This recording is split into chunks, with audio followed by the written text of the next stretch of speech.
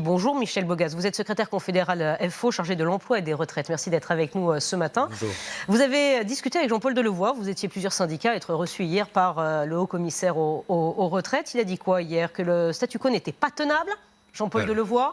Emmanuel Macron dit la réforme est indispensable. On fait quoi? Jean-Paul Delevoye n'a rien annoncé de nouveau hier, ou bien au contraire, il a reproduit à peu près le même rapport qu'en juillet 2018, et donc je lui ai rappelé, je lui ai rappelé l'opposition de Force ouvrière au principe même de la réforme par points, en fait, la réforme systémique, puisque nous souhaitons, et c'est bien pour ça que des gens sont en grève depuis une semaine, que d'autres manifesteront en masse aujourd'hui, c'est pour obtenir que le gouvernement retire son projet, qu'il l'abandonne et qu'on se remette autour de la table pour négocier l'amélioration du système actuel. Mais Monsieur Bogas, le gouvernement a dit qu'il ne retirerait pas son projet. On fait quoi?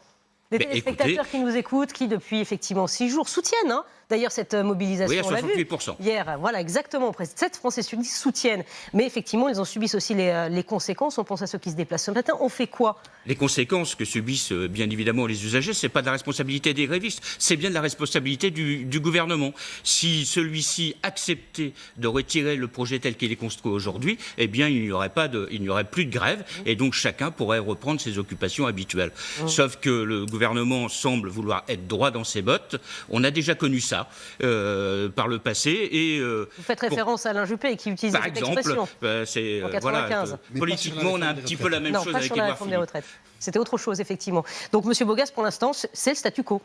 Pour l'instant, c'est statu quo. Vous attendez le discours les annonces d'Édouard du Philippe. Premier ministre demain. Voilà. Si demain, le Premier ministre, au CESE, au Conseil économique et social, nous annonce qu'effectivement, il est prêt de nouveau à remettre sur la table et qu'il abandonne son projet de réforme systémique, eh bien, écoutez, nous retournons discuter avec lui, en effet. Mais tant qu'il ne l'a pas fait, tant que ce projet n'est pas retiré, eh bien, nous appellerons les salariés à continuer d'être grévistes et à manifester en nombre, effectivement, puisque c'est le nombre qui fera, et notamment le nombre de grévistes. Je rappelle quand même que le mouvement s'étend, y compris dans les entreprises du privé. Par exemple, aujourd'hui, il y aura la grève chez Airbus à Toulouse.